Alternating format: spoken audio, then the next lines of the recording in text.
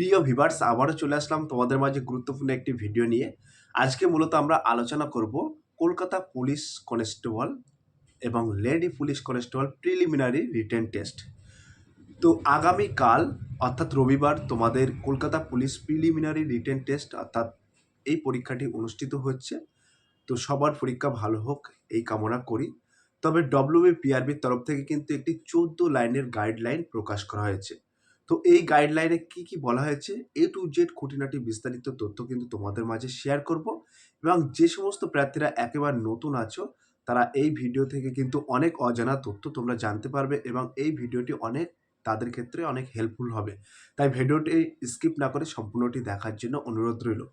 তো এই 14 লাইন গাইডলাইনে কি বলা হয়েছে, যেমন তোমরা কোন কালি দিয়ে অর্থাৎ কোন কালির পেন দিয়ে তোমরা এক্সাম দিতে পারবে এবং এই পেন কি ডব্লিউপিআরবির তরফ থেকে দেবে কি তোমাদের নিয়ে যেতে হবে, কি ডকুমেন্টস লাগবে, কি সামগ্রী নিয়ে তোমরা এক্সাম হলে প্রবেশ করতে পারবে, কি সামগ্রী নিয়ে তোমরা এক্সাম হলে প্রবেশ করতে পারবে না, এ টু জেড খুঁটিনাটি বিস্তারিত তথ্য কিন্তু আজকে এই ভিডিওর মাধ্যমে আলোচনা করব। তাই ভিডিওটি স্কিপ না করে সম্পূর্ণটি দেখার জন্য অনুরোধ রইল। চলুন এক নজরে বিস্তারিত তথ্য জেনে নেওয়া যাক। ভিউয়ার্স, তোমরা এখানে দেখতেই পাচ্ছ উল্লেখ করা আছে West Bengal police recruitment board. তো অর্থাৎ এই যে Kolkata police constable and lady police কনস্টেবলটা কলকাতা পুলিশ রিক্রুটমেন্ট বোর্ডের আন্ডারে হয়। তো এইখানে সরাসরি কি উল্লেখ করা আছে, বলা আছে for preliminary written test for the post of constable and lady constable in Kolkata police 2024। এটা কিন্তু তোমাদের অ্যাডমিট কার্ড, ঠিক আছে। তো এইখানে কিন্তু preliminary written test roll number লেখা থাকবে এবং অ্যাপ্লিকেশন নম্বরটা এখানে লেখা থাকবে, নেম অফ দ্য ক্যান্ডিডেট তোমার নাম লেখা থাকবে, তোমার জেন্ডার অর্থাৎ মহিলা এবং পুরুষ সেটা এখানে উল্লেখ থাকবে, তোমার বাবার নাম উল্লেখ থাকবে এবং এখানে কিন্তু তোমাদের সমস্ত অ্যাড্রেসটা এখানে উল্লেখ থাকবে। ক্লিয়ার? এগুলো কিন্তু ন্যাচারালি থাকবে তোমার অ্যাডমিট কার্ডে। তো এইখানে তার পাশাপাশি এগুলো একটু বলে দিচ্ছি, যেহেতু যারা নতুন ক্যান্ডিডেট আছো তাদের এখানে অনেক উপকৃত হবে। তো তোমাদের রিপোর্টিং টাইম কিন্তু একদম যেখানে ভেন্যুতে যাবে এক্সিবিশন ভেন্যুতে কিন্তু 8:30 থেকে তোমাদের রিপোর্টিং টাইম এবং time of the last entry inside the written exhibition venue, অর্থাৎ তোমাদের লাস্ট এন্ট্রি করবে ওই ভেন্যুতে অর্থাৎ ওই এক্সিবিশন হলে কিন্তু লাস্ট এন্ট্রি 10:30। তো তোমরা কিন্তু সবাই সকাল সকাল 10টার মধ্যে পৌঁছে যাবে। আধা ঘন্টা হাতে টাইম নেবে, কারণ রোল নাম্বার দেখার একটা বিষয় থাকে, ঘর খোঁজার একটা বিষয় থাকবে, সেক্ষেত্রে তোমরা আধা ঘন্টা টাইম হাতে নেবে। এবং এখানে তোমরা দেখতে পাচ্ছ এখানে কি উল্লেখ করা আছে, এখানে কিন্তু সরাসরি date of preliminary written test অর্থাৎ 21/12/2025 আর কয়েক ঘন্টা বাদে কিন্তু তোমাদের কলকাতা পুলিশ কনস্টেবল এবং lady police constable preliminary written exam অনুষ্ঠিত হইবে। তো এই যে time of preliminary written test এটা কটা থেকে হবে, এটা কিন্তু তোমাদের 12টা থেকে 1টা পর্যন্ত, অর্থাৎ টাইম থাকবে 1 ঘন্টা। আর এই যে ভেন্যু এইখানে কিন্তু তোমাদের এক্সিবিশন ভেন্যুটা লেখা থাকবে। ক্লিয়ার? সব কিছু লেখা থাকবে। এবং ডব্লিউবিপিআরবির তরফ থেকে যে 14টি গাইডলাইন প্রকাশ করা হয়েছে সেই 14টি গাইডলাইন আমি তোমাদের এক এক করে বলবো। তো এখানে তোমরা সরাসরি তোমাদের নিজেদের অ্যাডমিট কার্ডে দেখবে ইম্পর্টেন্ট ইনস্ট্রাকশন বলে একটি কলম আছে। তো এই যে ফার্স্ট কলমে কি বলা হয়েছে, বলা হয়েছে no candidate shall be allowed in to test venue and hall without a copy of the download admit card with the QR code. তো তোমাদের এখানে মূলত বলা হয়েছে কিউআর কোড সহ ডাউনলোড করা প্রবেশপত্রের একটি কপি ছাড়া কোনো প্রার্থীকে পরীক্ষায় স্থানে প্রবেশের অনুমতি দেওয়া হবে না। অর্থাৎ এই অ্যাডমিট কার্ডটা কিন্তু তোমাদের অবশ্যই নিয়ে যেতে হবে। এই অ্যাডমিট কার্ড ব্যতীত কোনো প্রার্থীকে কিন্তু এক্সাম হলে প্রবেশ করতে দেবে না, ঠিক আছে। তারপরে 2 নম্বর কলমে কি বলা হয়েছে, তো 2 নম্বর কলমে কিন্তু বলা হয়েছে candidate must bring here original Aadhaar card which was uploaded by him here before downloading the admit card as a proof of his here identity and the gate entry into the test venue. No other documents shall be candidate for the purpose other than Aadhaar card. Producing photocopy of the Aadhaar card will be indemnifiable. তো এখানে বলা হয়েছে প্রার্থীকে তাদের পরিচয় প্রমাণ হিসেবে প্রশ্নপত্রের download করার আগে এই পরীক্ষার স্থানে প্রবেশের জন্য তাদের আপলোড করা মূল আধার কার্ডটি আনতে হবে। আধার কার্ড এবং অন্য কোনো নথির উদ্দেশ্যে বিবেচিত হবে না। আধার কার্ডের ফটোকপি অবশ্যই গ্রহণযোগ্য। তো তোমাদের এখানে মূলত বলা হয়েছে কোনো আইডেন্টি প্রুফ অর্থাৎ তোমাদের যে আধার কার্ডটি আছে এই অরিজিনাল আধার কার্ড ছাড়া কিন্তু এখানে তোমাদের প্রবেশ করতে দেবে না। তো তোমাদের যাদের অরিজিনাল আধার কার্ড আছে সেই আধার কার্ডটা তোমরা সাথে করে নিয়ে আসবে, ঠিক আছে। এবং 3 নম্বর কলমে কি বলা হয়েছে, তো 3 নম্বর কলমে কি বলা হয়েছে সেটা আমরা একটু দেখে নেব। তো 3 নম্বর কলমে কিন্তু বলা হয়েছে no candidate will be allowed entry into the premise of venue as well as the hall after তোমার 10:30। এখানে মূলত বলা যাচ্ছে যে কোনো প্রার্থীকে কিন্তু 10:30 পরে কিন্তু অ্যালাউ করবে না এক্সিবিশন হলে, অর্থাৎ লাস্ট এন্ট্রি কিন্তু 10:30। 4 নম্বর কলমে কি বলা হয়, তো 4 নম্বর কলমে কিন্তু সরাসরি বলা হয়েছে candidate who had এন্টারেড here gender incorrectly will not be allowed entry into the venue. অর্থাৎ তোমাদের বলা হয়েছে যে সমস্ত প্রার্থীদের লিঙ্গগত পরিচয় ভুলভাবে প্রকাশিত হয়েছে তাদের কিন্তু নির্বাচিত ভেন্যুতে প্রবেশের অনুমতি দেওয়া হবে না।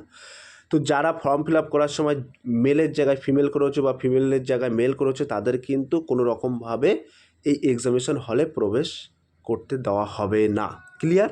একদম সুস্পষ্টভাবে কিন্তু WPRBর তরফ থেকে গাইডলাইনে স্পষ্ট করে বলা হয়েছে। 5 নম্বর কলমে কি বলা হয়েছে, তো 5 নম্বর কলমে কি বলা হয়েছে সেটা সরাসরি আমরা দেখে নেব। তো বলা হয়েছে no candidate will be allowed to leave the test hall before the scheduled time of the conclusion of the test and collection of all the OMR sheet by the invigilators. তো এই 5 নম্বর কলমে তোমাদেরকে বলা হয়েছে পরীক্ষা সমাপ্তির নির্ধারিত সময়ের আগে এবং পরিদর্শক কর্তৃক সমস্ত ওএমআর সিটের সংগ্রহের আগে কোনো প্রার্থীকে পরীক্ষার হল ত্যাগ করতে দেওয়া হবে না। অর্থাৎ তোমার যদি পরীক্ষা শেষ হয়ে যায় তারপরেও কিন্তু তোমাকে ওই এক্সিবিশন হলে বসে থাকতে হবে, কোনো রকম কিন্তু ওই স্থান ত্যাগ করা যাবে না যতক্ষণ না পর্যন্ত ইনভিজিলেটর তোমাকে নির্দেশ না দিচ্ছে। ক্লিয়ার? 6 নম্বর কলমে কি বলা হয়েছে, এই কলমগুলো কিন্তু অত্যন্ত তোমাদের জরুরি, আর যেহেতু তোমরা যারা নতুন ক্যান্ডিডেট আছো তাদের ক্ষেত্রে কিন্তু খুবই গুরুত্বপূর্ণ। তো 6 নম্বর কলমে বলা হয়েছে the candidates are advised not to bring any mobile phone digital rights watching including smart watch calculator, electronics, gadget, book, pens, note, etc. to the test venue keeping our using there is articles in the test hall room and strictly provided no arrangement will be there for speaking of these articles and bags, calculators, umbrellas ইত্যাদি এই সমস্ত কথা কিন্তু এখানে বলা হয়েছে। তো তোমাদের এখানে মূলত বলা হয়েছে, তো এই 6 নম্বর কলমে বলা আছে পরীক্ষার্থীদের পরীক্ষার স্থানে কোনো মোবাইল ফোন, ডিজিটাল হাতঘড়ি, স্মার্ট ঘড়ি, ক্যালকুলেটর, ইলেকট্রনিক গেজেট, কলম, নোট ইত্যাদি আনতে নিষেধ করা হচ্ছে। পরীক্ষার হলের কক্ষে এই জিনিসপত্র রাখা ও ব্যবহার কঠোরভাবে কিন্তু নিষিদ্ধ করা হয়েছে WPRBর তরফ থেকে। এই জিনিসগুলো যেমন হ্যান্ডব্যাগ, ছাতা, তারপরে কোট, পরীক্ষার স্থানে সংরক্ষণের কোনো ব্যবস্থা কিন্তু করা হবে না। উঁচু হিলের পাদুকা পরার বিরুদ্ধে তাদের কঠোরভাবে পরামর্শ দেওয়া হয়েছে। তো যে সমস্ত পরীক্ষার্থীরা আছো তোমাদের কিন্তু এই গাইডলাইনটা মেনটেন করতে হবে। কোনো রকম ইলেকট্রনিক গেজেট যাবে না, তার পাশাপাশি কিন্তু ছাতা বলো, তারপরে তোমাদের উঁচু হিল পরাও কিন্তু নিষিদ্ধ করা হয়েছে, কঠোরভাবে কিন্তু নিষিদ্ধ করা হয়েছে WPRBর তরফ থেকে। মোবাইল ফোন তো মোটেই যাবে না। এইগুলো কিন্তু তোমাদের মূলত হাতঘড়ি, smart watch, calculator, electronic gadget totally কিন্তু একেবারে কঠোরভাবে নিষিদ্ধ করা হয়েছে। ক্লিয়ার?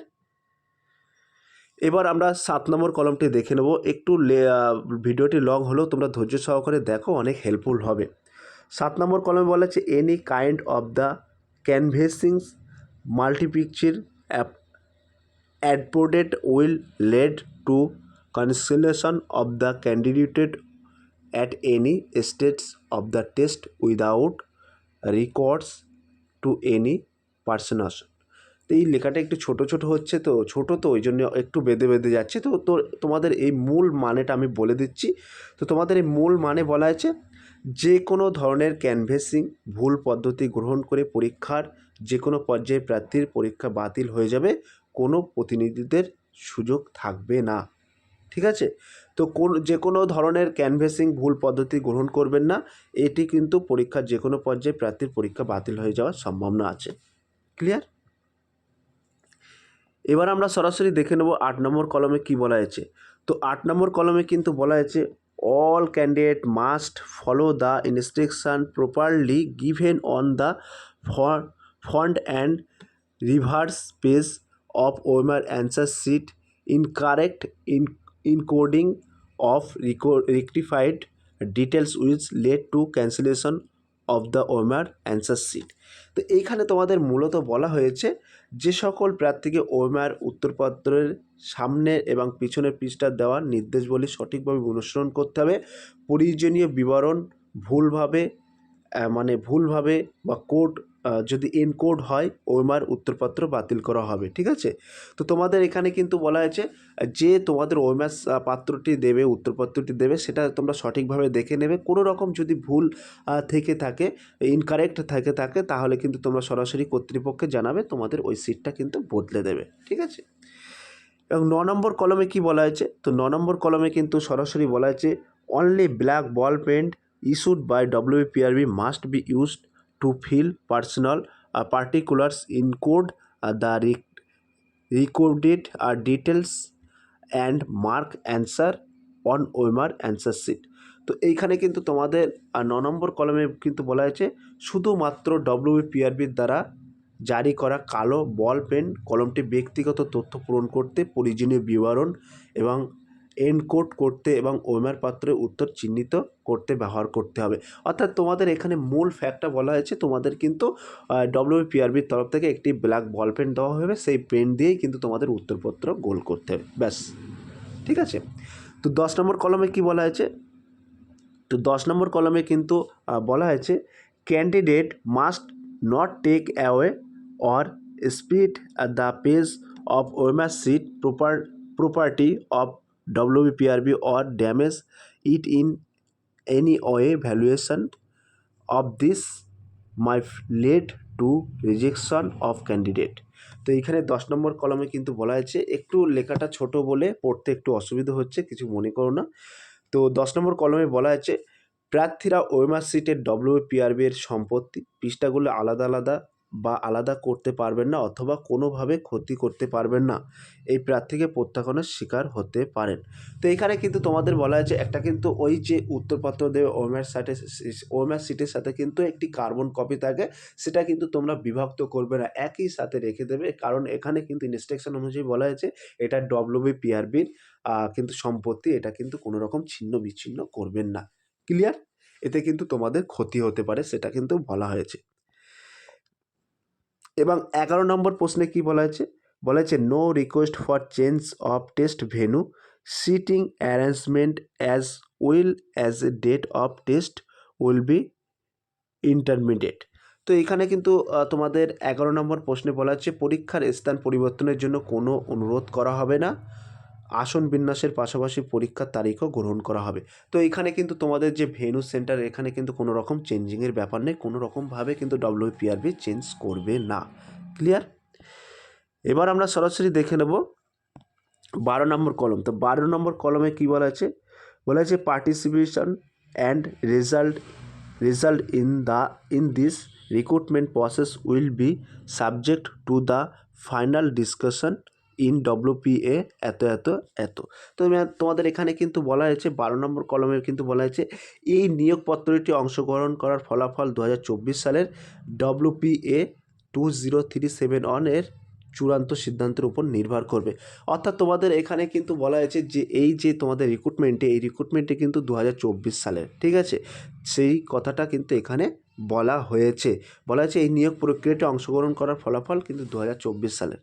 তারপরে 13 নম্বর ইনস্ট্রাকশনে কি বলা হয়েছে? 13 নম্বর ইনস্ট্রাকশনে কি বলা হয়েছে সেটা একটু দেখে নেব। বলা হয়েছে on basis of sub category of OBC and other candidates their category might be changed as per existing government notification. তো তোমাদের 13 নম্বর কলমে কিন্তু একটি খুবই গুরুত্বপূর্ণ তথ্য উল্লেখ করা আছে। বলা আছে অনন্য অগ্রসর এবং অনন্য প্রার্থীদের উপর উপশ্রেণী ভিত্তিতে বিদ্যমান সরকারি বিজ্ঞপ্তি অনুসারে তাদের শ্রেণী পরিবর্তন করা যেতে পারে। অর্থাৎ তোমাদের যে সমস্ত ক্যান্ডিডেটদের ওবিসি বি থেকে ওবিসি এ পরিবর্তন হয়েছে এবং ওবিসি এ থেকে বি পরিবর্তন হয়েছে, তাদের কিন্তু এখানে আপডেটের কথা বলা হয়েছে এবং চেঞ্জিংয়ের কথা বলা হয়েছে। সেটা কিন্তু সরাসরি চেঞ্জ করতে পারবে গভর্নমেন্ট রুলস অনুযায়ী। ক্লিয়ার? এবং সর্বশেষ 14 নম্বর ইনস্ট্রাকশানে কী বলা হয়েছে? 14 নম্বর বলা হয়েছে, the candidates are advice to visit the website of West Bengal police recruitment board অর্থাৎ বলতে বোঝাচ্ছে https://prb.wb.gov.in West Bengal police and Kolkata police to have a upload with the status of the recruitment drive. তো এইখানে কিন্তু বলা হয়েছে প্রার্থীদের নিয়োগ বোর্ডের অবস্থা সম্পর্কে আপডেট পেতে ওয়েস্ট বেঙ্গল পুলিশ রিক্রুটমেন্ট বোর্ডের ওয়েবসাইটে প্রবেশ করো এবং কলকাতা পুলিশের যে ওয়েবসাইট আছে সেটা দেখার পরামর্শ দেওয়া হয়েছে। তো এইখানে কিন্তু এটা 14 নম্বর কলমটা কিন্তু ততটা ইম্পর্টেন্ট না, বাকি সবগুলো কিন্তু মোটামুটি ইম্পর্টেন্ট। তো A to Z খুঁটিনাটি বিস্তারিত তথ্য কিন্তু এই 14টি ইনস্ট্রাকশন তোমাদের ভালোভাবে কিন্তু বলে দিলাম। তো এই যে সমস্ত নতুন ক্যান্ডিডেট আছো যারা এক্সাম দেবে, তারা কিন্তু আজকের এই ভিডিও থেকে আশা রাখি অনেক অজানা তথ্য তোমরা জানতে পারবে। তাই ভিডিওটি স্কিপ না করে সম্পূর্ণটি দেখার জন্য অনুরোধ রইল। যদি ভিডিওটি ভালো থাকে প্লিজ একটি করে লাইক, একটু কমেন্ট করে দিও এবং বন্ধুদের মাঝে শেয়ার করে দিও। আগামী দিনে ফিরে আসছি তোমাদের জন্য গুরুত্বপূর্ণ একটি ভিডিও নিয়ে।